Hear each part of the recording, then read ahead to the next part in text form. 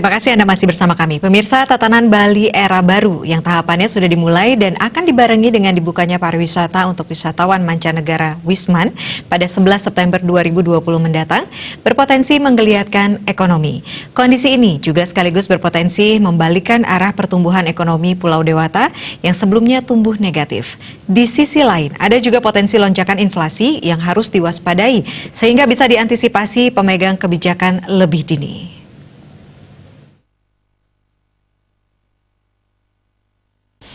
Dibukanya kunjungan Wisman ke Bali diharapkan bisa membalikkan angka pertumbuhan ekonomi Bali yang sebelumnya negatif menuju ke arah pertumbuhan positif. Meski begitu, dibukanya kunjungan Wisman tersebut tidak serta-merta menyebabkan semua permasalahan dampak COVID-19 menjadi beres.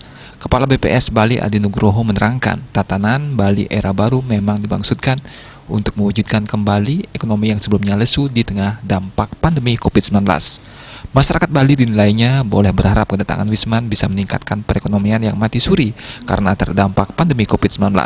Namun di balik itu ada implikasi yang harus diperhitungkan dalam kaitan mengendalikan inflasi.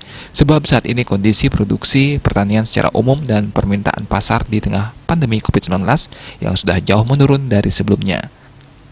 Saat di tengah tidak beroperasinya sejumlah hotel dan restoran membuat produksi pertanian dan permintaan pasar jauh menurun. Itu tercermin dari April dan Mei saat pembatasan dampak dari COVID-19. Bali mengalami deflasi. Baru kemudian Juni 2020 Pulau Dewata ini mengalami inflasi. Capaian deflasi selama 2 bulan dan inflasi pada Juni menggambarkan kondisi tersebut tak bisa serta-merta diartikan sebagai dampak menurunnya daya beli, melainkan mungkin disebabkan anjloknya permintaan pasar. Saat itu permintaan yang tiba-tiba anjlok dari kalangan usaha, restoran, dan hotel membuat pasokan di pasar jadi berlimpah sehingga mengakibatkan penurunan harga sekaligus menyumbang terjadinya deflasi.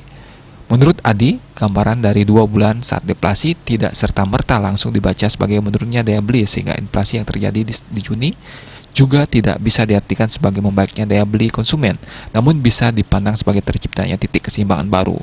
Inflasi pada Juni ini merupakan titik keseimbangan baru di mana sisi produksi sudah berada di level rendah karena produsen sudah menyesuaikan produksi dengan kondisi permintaan pasar.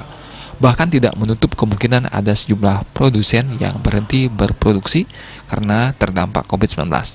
Bercermin dari itu jika dengan jumlah produksi pertanian yang sudah jauh menurun, tidak diimbangi peningkatan kembali produksi dan juga distribusi barang, saat pembukaan pasar Wisman nanti akan sangat berpotensi inflasi melonjak. Sebab saat itu permintaan terhadap produk pertanian secara umum maupun komoditi lainnya akan bertambah dari sebelumnya.